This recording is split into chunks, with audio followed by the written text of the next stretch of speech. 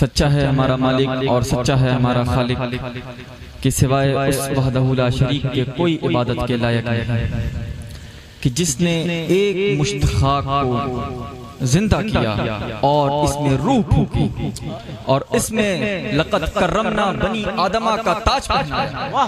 سبحان اللہ۔ اگر بزبان حضرت رضا بریلوی بولوں تو ہم خاک ہیں اور خاک ہی ماوا ہے ہمارا، خاکی تو وہ آدم جد اعلیٰ ہے، اور خاک کی فضیلت یہ دیکھیے، فکر رضا دیکھیے کہ رضا نے خاک کو جو جامع فضیلت پہنایا وہ کس طرح مولا علی ابن ابی طالب سے کہ ہم خاک ہیں اور خاک ہی ماوا ہے ہمارا، خاکی تو وہ آدم جد اعلیٰ ہے ہمارا، اور اس نے لقب خاک شہنشاہ سے پایا جو حیدر کرار کے مولا ہے ہمارا۔ نعرہ تکبیر، نعرہ رسالت، نعرہ حیدری، آستانہ بلہری شریف، جو حیدر کرار کے مولا ہے ہمارا۔ آپ کو پتا ہوگا کہ حیدر کرار کا لقب کیا ہے؟ جناب ختمی مرتبت نے جب علی ابن ابی طالب کو خاک کے ساتھ لپٹے ہوئے دیکھا تو فرمایا ابو تراب، ٹھیک ہے، ابو تراب یعنی مٹی والا یا مٹی کا باپ۔ تو یہ جو خاک ہے اس کی کوئی اہمیت کم نہیں ہے، بلکہ انسانی وجود اس سے ملا، اور انسانی فضیلت، تمام چیزیں، تمام بشری جامع انسانوں کو اسی سے حاصل ہوا، اور پھر پڑھ کر جو اس کو ٹائٹل حاصل ہوا علی کے ساتھ وہ سب سے آگے ہے کہ اس نے لقب خاک شہنشاہ سے پایا جو حیدر کرار کے مولا ہے ہمارا، اور خم ہو گئی پشت زمین استان فلک سے، خم ہو گئی پشت فلک استان زمین سے، کہ زمین ایک تصور باندھا اعلیٰ حضرت فاضل بریلوی نے کہ زمین اور آسمان میں ایک مقابلہ ہوا کہ فضیلت کس کی، ٹھیک ہے؟ تو اس میں جو زمین نے اکڑ کر فلک کو یعنی آسمان کو جواب دیا، اس پر کہا کہ خم ہو گئی پشت فلک استان زمین سے، سن ہم پہ مدینہ ہے رتبہ ہے۔ سبحان اللہ، سبحان اللہ۔ تو یہ اس کا احسان ہے کہ اس نے انسانوں کو ایک مشت خاک سے اتنی فضیلت عطا کی، ایک مٹھی خاک سے اتنی فضیلت عطا کی کہ تمام جہان اس خاک والے انسان کے قدموں میں لا چھوڑا، اور پھر گاہے بگاہے ان میں انبیاء اور مرسلین اتارتا رہا۔ جناب آدم کو بھیجا، جناب نوح کو بھیجا، ابراہیم ہوں، یہ جناب اسحاق ہو، یعقوب ہوں، یا اسماعیل ہوں، یا یوسف ہوں، یا سلیمان، یا داؤد ہوں، یا عیسیٰ ہوں، یا موسیٰ ہو، سب کسی خاکی انسان میں تشریف لائے، اور پھر انہی میں رشد و ہدایت کے لیے سرور کائنات سیاح لامکان ہمارے اور آپ کے آقا نبی رحمت محمد مصطفیٰ صلی اللہ علیہ وسلم کو بھیجا، اور ایسا بھیجا کہ فرمایا هو الذی ارسل رسولہ بالہدی، کہ پاک ہے وہ ذات کہ جس نے اپنے رسول کو ہدایت کے ساتھ۔ تو ایک عام قاری جب پڑھتا ہے تو یہ سمجھتا ہے کہ اللہ نے اپنے محبوب کو بھیجا، لیکن جو اہل نظر ہیں یا باشعور لوگ ہیں اور دل کی آنکھوں سے ان چیزوں کو پڑھتے ہیں تو وہ اس کو سمجھتے ہیں، اور پھر وہ نقطے اس میں سے محسوس کرتے ہیں کہ هو الذی ارسل رسولہ بالہدی، کہ دیکھیے اللہ تعالیٰ نے نعت مصطفیٰ اپنے ساتھ کس رنگ میں بیان فرمائی ہے کہ هو الذی ارسل رسولہ بالہدی، وہ خدا کہ جس نے اپنے رسول کو بھیجا یعنی محمد مصطفیٰ کو بھیجا صلی اللہ علیہ وسلم۔ دیکھیے اللہ اپنا تعارف بذات رسول کس طرح کرتا ہے، جی کہ هو الذی، وہ اللہ، وہ خدا، کون ہے وہ خدا؟ میں ہوں وہ خدا جو مصطفیٰ کا بھیجنے والا ہے نا۔ دیکھیے قرآن میں فرمایا کہ قل هو اللہ احد، اے محبوب فرما دیجئے کہ اللہ ایک ہے۔ تو تو فرمایا قل اے محبوب فرما دیجئے کہ اللہ ایک ہے. تو اللہ نے جو کل کا مطلب ہوتا ہے تم کہو, ٹھیک ہے, تم کہو. تو اے مصطفیٰ تم فرماؤ کہ اللہ ایک ہے. حالانکہ ہم بندے کس کے ہیں؟ کس کے بندے ہیں؟ اللہ کے بندے ہیں, ٹھیک ہے. کلمہ اور وحدانیت کس کی مانتے ہیں؟ اللہ کی مانتے ہیں. تو وہ خدا کہہ سکتا تھا کہ اے میرے بندو انا اللہ احد, اے میرے بندو میں اللہ ایک ہوں. لیکن اس نے کہا تم فرماؤ, اے مصطفیٰ تم فرماؤ کہ اللہ ایک ہے. وہ کہہ سکتا تھا کہ میں اللہ ایک ہے, لیکن اس نے کہا کہ تم فرماؤ کہ اللہ ایک ہے. اس لیے کہ اللہ یہ نشاندہی فرما رہا ہے کہ میں اپنی وحدانیت کا اعلان مصطفیٰ کی زبان سے فرماتا ہوں. میں تم تک اپنا وسیلہ رکھتا ہوں, اپنے محبوب کو تمہارے اور اپنے مابین وسیلہ بنا کر رکھتا ہوں. تو میں اپنی بات تم تک اپنے محبوب کے وسیلے سے پہنچاؤں گا اور تم اپنی بات مجھ تک محمد مصطفیٰ کے وسیلے سے پہنچاتے ہیں. نعرہ تکبیر, نعرہ رسالت, عظمت مصطفیٰ, خاندان مصطفیٰ. گویا ذات خدا یہ اعلان فرما رہی ہے کہ کلام تو ہمارا ہوگا پر زبان مصطفیٰ کی ہوگی. اے ذات رسول میری وحدانیت کا ذکر فرماتے رہنا, میرے گن گاتے رہنا, میرے صفات بیان کرتے رہنا, اور میں تمہاری تعریف کرتا رہوں گا. تم کہتے رہنا الحمدللہ رب العالمین کی تمام تعریفیں اللہ کے لیے ہے, اور میں یہ کہتا جاؤں گا وما ارسلناک الا رحمۃ للعالمین, کہ اے محبوب ہم نے آپ کو تمام عالم کے لیے رحمت بنا کر بھیجا ہے. الحمدللہ رب العالمین, تمام تعریف اس اللہ کی جو تمام عالمین کا رب ہے. تو فرمایا کہ جہاں جہاں تک میری ربوبیت ہے, جہاں جہاں تک میری حاکمیت ہے, جہاں جہاں تک میری ملکیت ہے, وہاں وہاں تک مصطفیٰ کی رحمت ہے. وہ چاہے عرش ہو, فرش ہو, ساتوں آسمان ہو, لوح و کرسی ہو, یا دنیا ہو, یا گیلیکسی, یا بلینز آف سٹارز ہو, جہاں جہاں تک میری حاکمیت ہے وہاں وہاں تک مصطفیٰ کی رحمت موجود ہے. تو جس کو میری رحمت میں نہانا ہے وہ بارگاہ مصطفیٰ میں جائے. واہ واہ واہ واہ, سبحان اللہ, بات سبحان اللہ, واہ واہ واہ. فرمایا هو الذی ارسل رسولہ بالہدی, اور کتنی شان سے فرمایا. دیکھیے اس کو میں سرل انداز میں پیش کروں تو جب کوئی کاریگر ہوتا ہے یا سنا یا کوئی بھی بنانے والا ہوتا ہے تو جو کچھ بھی وہ بناتا ہے جب اسے پیش کرتا ہے تو بتاتا ہے کہ دیکھیے یہ عمارت یا فلاں چیز میں نے اپنے کمال سے بنایا. ایک استاد جب اپنے شاگرد میں اپنا علم ڈالتا ہے تو وہ دکھاتا ہے یا بتاتا ہے کہ فلاں علامہ میرا شاگرد ہے. تو اپنے فخر کے ساتھ وہ بیان کرتا ہے. تو اللہ رب العزت کو دیکھیے کہ اس نے کہا هو الذی ارسل رسولہ بالہدی, پاک ہے وہ ذات کہ جس نے رسول کو ہدایت کے ساتھ بھیجا. اس نے بتا دیا کہ میرے جلووں کا مظہر, میری سخاوت کا مظہر, میری رحمتوں کا مظہر, میری عدالت کا مظہر, میرے جاہ و کمال کا مظہر میرا مصطفیٰ. مظہر خداوندی اگر اس عالم میں ہے تو وہ ایک ذات ہے. اسی لیے صوفیاء نے ایک اصطلاح وضع کی تھی کہ دین ہما اوست, جو دین جو کچھ ہے وہ مصطفیٰ کی ذات ہے, اسی کے ارد گرد سمٹا ہوا, اسی کے ارد گرد سمٹا ہوا ہے. اس لیے کہ کوئی بھی امر شریعت ہو یا امر طریقت, کوئی بھی ہو, رسول اللہ کی ادا کا نام شریعت ہے, اور ان کی روحانیت اور ان کے دل میں جو معجزن ہے یا روح میں جو کچھ ہے اس کا نام طریقت ہے. سبحان اللہ, سمجھے سبحان اللہ. تو فرمایا هو الذی ارسل رسولہ بالہدی, ہدا یعنی ہدایت. ہدا جو لفظ ہے عربی میں یہ ہدایت سے آیا, اور ہدایت کا معنی ہوتا ہے سیدھا راستہ عام طور پہ سمجھ لیجئے. خیر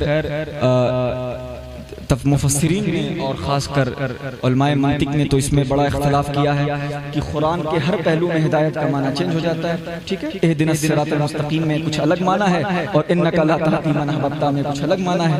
تو ہر پہلو میں الگ ہے, لیکن ہدایت کا عام طور پہ جو معنی ہوتا ہے وہ سیدھے راستے یا ایسا راستہ جو صحیح راستہ ہو اس کا ہوتا ہے. تو فرمایا هو الذی ارسل رسولہ بالہدی, کہ وہ خدا کہ جس نے اپنے رسول کو ہدایت کے ساتھ.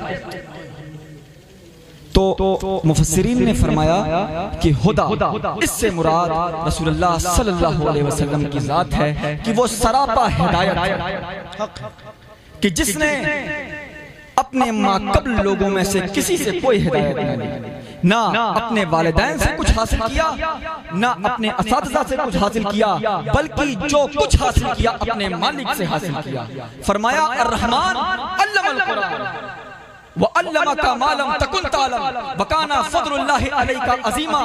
اے محبوب, ہم نے آپ کو وہ تمام علم دے دیا جو آپ نہیں جانتے تھے, اور آپ پر آپ کے رب کا فضل ہے, سب کچھ عطا کیا, سب کچھ دیا, سب کچھ پلا دیا, سب کچھ عطا کر دیا, سب کچھ الہام فرما دیا, سب کچھ وحی فرما دیا. تو ایک یہ معنی ہے, اور دوسرا معنی صاحب روح البیان نے نقل فرمایا کہ خدا سے مراد رسول اللہ کی وہ ذات ہے کہ جس سے تمام عالم ہدایت حاصل کر رہا ہے. یعنی جس کو جو ہدایت مل رہی ہے, جس کو جو نیکیاں مل رہی ہے, جس کو جو عزت مل رہی ہے, وہ رسول اللہ صلی اللہ علیہ وسلم کے در سے ہے اور ان کے صدقے طفیل ہے. ٹھیک ہے, دیکھیے ایک سیدھی مثال, ایک سیدھی بات کہ جس شہر میں آپ تشریف لائے, شہر مکہ, اس کا اپنا کمال ہے, اس کی اپنی فضیلت ہے, اس کا اپنا مرتبہ ہے. فرمایا اِنَّا أَوَّلَ بَيْتٍ وُضِعَ لِلنَّاسِ, کہ زمین پر اللہ کے گھروں میں سے سب سے پہلا گھر جو لوگوں کے لیے بنایا گیا وہ مکۃ المکرمہ. یہ کوئی فضیلت ہے, یہ اس کی فضیلت ہے. اور پھر فرمایا وَاتَّخِذُوا مِن مَقَامِ إِبْرَاهِيمَ مُصَلًّى. اتنی بے شمار آیتیں شہر مکہ یا مکۃ المکرمہ کے فضیلت میں نازل ہوئی, اور بہت سی احادیث نازل ہوئی. اتنی فضیلتوں والا شہر, اتنی عظمتوں والا شہر, اتنی رفتوں والا شہر, لیکن اللہ نے جب مکہ کا ذکر ایک الگ انداز میں فرمایا تو ان فضیلتوں کا ذکر نہیں کیا.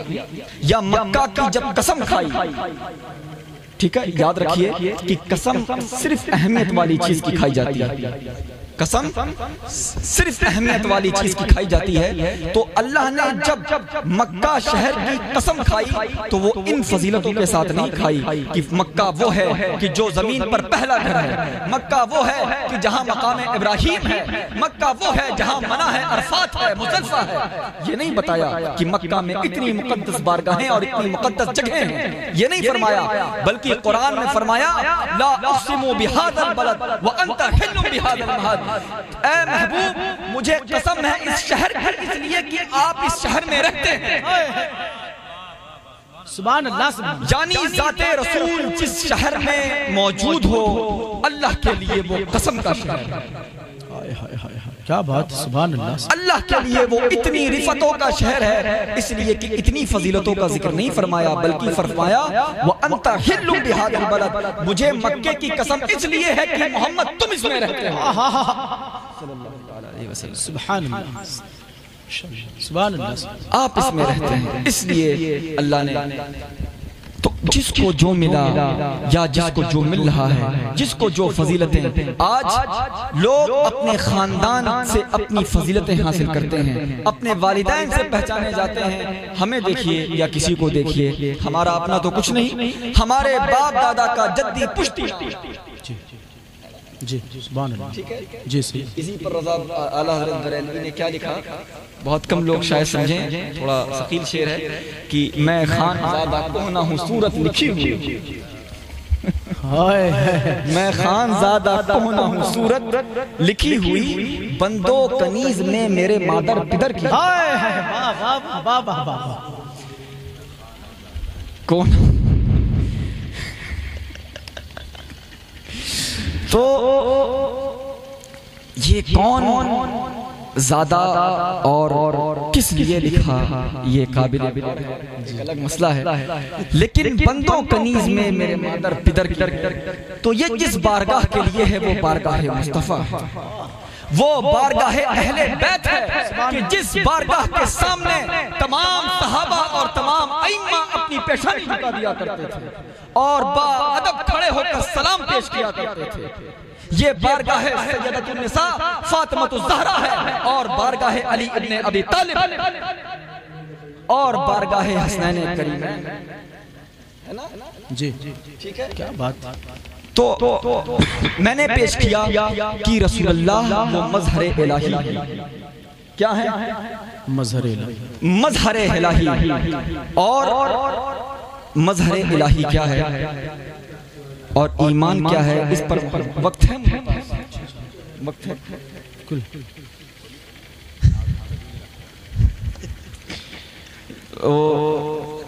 مظہر الہی، اس سے تصوف کی بات سمجھیے گا، میں علی سے رشتہ سمجھا رہا ہوں آپ کو، کہ محدثین نے فرمایا کہ ذات خداوندی وہ نور ہے کہ اس کی مثال اس طرح سمجھو کہ جس طرح جب سورج روشن ہوتا ہے اور کسی پانی کی جگہ پہ اپنی روشنی ڈالتا ہے تو اس پانی کی سطح پہ جب روشنی ٹکراتی ہے تو روشنی ٹکرا کر اگر اس کے قریب میں کوئی دیوار ہو اس سے ٹکرائے تو اس دیوار میں ایک چمک پیدا ہوتی ہے۔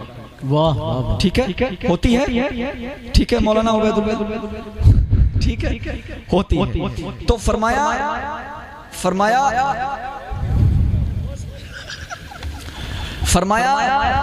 خداوند قدوس وہ نور ہے جو قلب مصطفیٰ پہ اپنی روشنی پھینکتا ہے، اپنا نور پھینکتا ہے، ٹھیک ہے، یعنی اللہ رب العزت وہ نور ہے، وہ چمک ہے کہ وہ ذات رسالت ماب کے دل پر اپنی چمک پھینکتا ہے، اپنے مظاہر کو فرماتا ہے، پھر اس دل کے قریب جو جتنا ہوتا ہے اس سے زیادہ اتری۔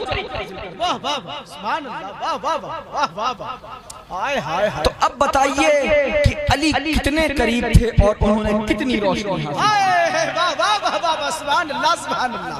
پھر یہ سلسلہ علی سے حسن اور حسن سے حسین، تو یہ تمام لوگوں میں منتقل ہوتا گیا۔ ابھی بڑے شعر و شاعری کا ذکر چلا جناب مولا علیہ السلام کے حوالے سے، آپ نے بھی کیا، اور کہاں گئے مشاہدی صاحب چلے گئے، تو اس پر مجھے اپنے نظر کا شعر یاد آیا تھا، سبحان اللہ جی، وہ بغض علی کے حوالے سے، جی جی جی، نوازیں کہ بہت پہلے کا ہے کہ کر لوں تسلیم اگر دشمن حیدر کو، ہائے ہائے ہائے حیدر۔ یہ تمام اہل سنت کا نظریہ ایک شعر میں نے ڈالنے کہ کر لوں تسلیم اگر دشمن حیدر کو، بربلا ہے یہ خطا دی سے بغاوت ہو، کہ یہ کھلا کھلا ایک خطا ہوگی، اور خطا ایسی ویسی نہیں بلکہ دین اسلام کے ساتھ سراسر بغاوت ہو جائے۔ کر لوں تسلیم اگر دشمن حیدر کو، برملا ہے یہ خطا دی سے بغاوت ہوگی۔ میر انیس نے کہا نا کہ شبیہ امام زماں کھینچتے ہیں، تصور میں تصویر جاں کھینچتے ہیں، اور دکھا دوں زمین نجف کی بلندی بہت آپ کو آسماں کھینچتے ہیں۔ کیا بات ہے۔ تو سب سے قریب جو ذات رسالت ماب کے ہے اس نے جو روشنی حاصل کی، پھر وہی روشنی، وہی سلسلہ، وہی سب کچھ آج خواب و قادریت کی شکل ہو، نقشبندیت کی شکل ہو، چشتیت کی شکل ہو، سہروردیت کی شکل ہو، فردوسیت کی شکل ہو، یا موجودہ دور میں آپ کے مابین سبحانیت کی شکل ہو، یہ وہی روشنی ہے جو خداوند قدوس سے قلب مصطفیٰ پہ پڑی، اور قلب مصطفیٰ سے ذات علی پر پڑی، اور ذات علی سے حسن، اور ذات حسن سے حسین، وہاں سے سفر کرتے ہوئے اجمیر، اور اجمیر سے بلہری تک سبحان اللہ سبحان اللہ۔ یہ وہی چمک ہے، یہ وہی دمک ہے، اور اس پر فکر رضا ہے کہ تیرے غلاموں کا نقش قدم ہے راہ خدا، وہ کیا بھٹک سکے جو یہ سراغ لے چلے۔ سبحان اللہ سبحان اللہ۔ سبحان اللہ سبحان اللہ نقش قدم ہے راہ خدا ہائے ہائے ہائے وہ کیا بھٹک سکے جو یہ سراغ لے کے چلے سارا سراغ سب کچھ علی کے در سے ہے سب کچھ علی کے در سے ہے اس لیے کہ علی نے وہ روشنی تب حاصل کی تھی جب انسان کا دل داغدار ہوتا ہی نہیں ٹھیک ہے سب نے ایک عمر کے حصے میں جا کر حاصل کی تھی علی نے اس وقت حاصل کی تھی جب جس عمر میں بچے کو معصوم کہا جاتا ہے اللہ یعنی شرعی طور پر بھی اس پر کوئی حکم نہیں نافذ ہوتا کہ اس نے کوئی گناہ کیا یا اس نے کوئی ثواب تو ملتا ہے لیکن گناہ کا حکم نافذ ہی نہیں ہوتا تو علی کا دل تو نور علی نور ہے نور تھا ہی لیکن اوپر سے اور نور علی نور ہے یہ سلسلہ چلتا رہا یہ علی کی بات ہے اور اسرار کی بات ہے اس پہ کیا پیش کیا جائے ذات خداوندی سے ذات رسول سے ذات علی اور اہل بیت میں سفر کرتا رہا کہ یہ راز والوں کی اور اسرار والوں کی بات ہے اور ہند کا تذکرہ ہے تو اس میں مجھے حضرت بابا نظام الدین کا ایک واقعہ یاد آیا سبحان اللہ ٹھیک جی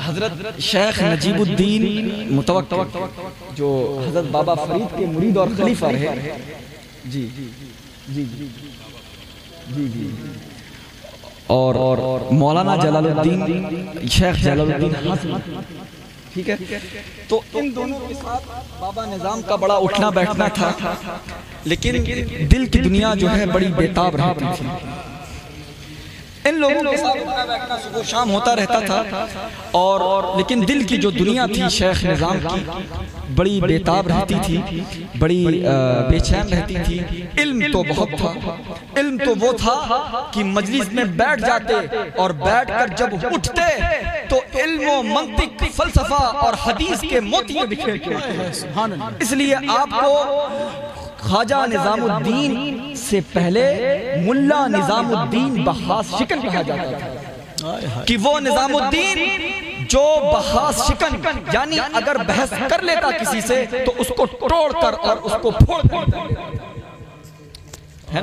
اس لیے کہ پوتا بھی باقر کا تھا ٹھیک ہے باقر کا مطلب ہوتا ہے چمڑی اجھڑنے والا تو امام باقر جب کلام فرماتے تو ان کی چمڑیاں اجھڑ جاتی تو نظام الدین کو بھی کہا گیا سرزمین ہند میں کہ بحث شکن یعنی جب بحث کر فرماتے یا بحث شکن جب بحث فرماتے تو بحث کو یعنی اس کو ٹکڑے ٹکڑے کر دیتے علماء یا فضلہ جو ہوتے اٹھ کر بحث چھوڑ کر بھاگ جاتے کہ یہ کون بول رہا ہے کس لہجے میں بول رہا ہے اتنا بڑا امام علم کا فضل کا لیکن چین نہیں تھا بیتابی تھی تو اجودن حاضر ہوئے بابا فرید کے پاس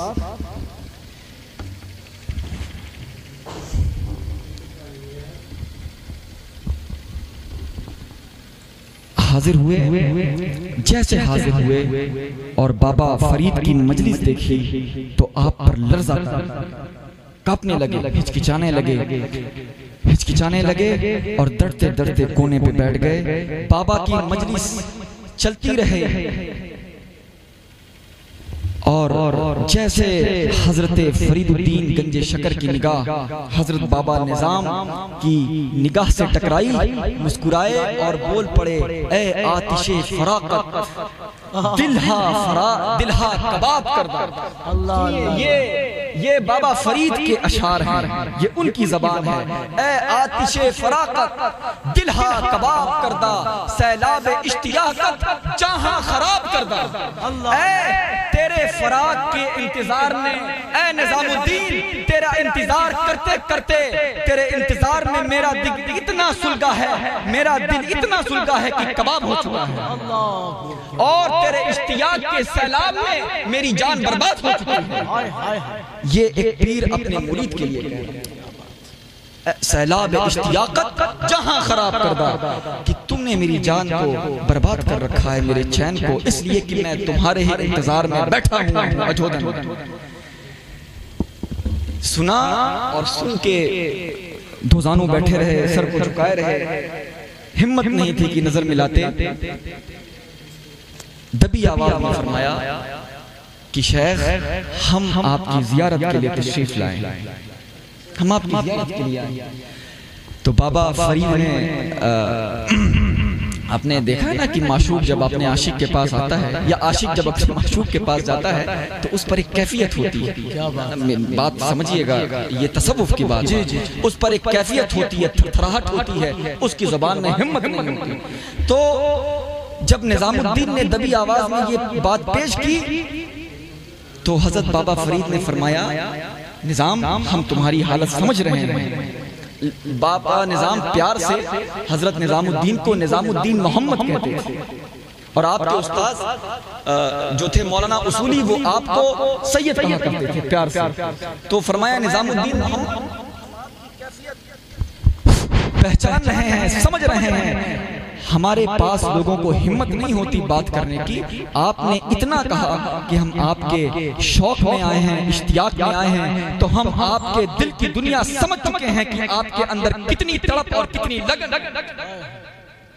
کچھ دیر سر جھکائے بیٹھے رہے اور پھر سر اٹھایا اور جلال الدین ہاشمی کہ جس کو لوگ تصور کرتے تھے کہ اگلا جانشین ہند جلال الدین ہاشمی جس کے بارے میں لوگ یہ گمان کرتے تھے، اس لیے کہ مولانا جلال الدین ہاشمی جو تھے ہاسا میں ہوتے تھے اور اجودھن کافی دوری تھی اس میں، لیکن جب بابا فرید کسی کو خلافت لکھتے تھے تو کہتے تھے کہ ہاسا جاؤ اور جلال الدین ہاشمی سے اس پر مہر لگواؤ، اگر جلال الدین ہاشمی میرے مرید نے اسے قبول کر لیا اور اپنی مہر لگا دی تو میں تمہیں اپنا خلیفہ بناؤں گا، ورنہ میں تمہیں مردود قرار دوں گا۔ اللہ اللہ اللہ، ہائے ہائے ہائے۔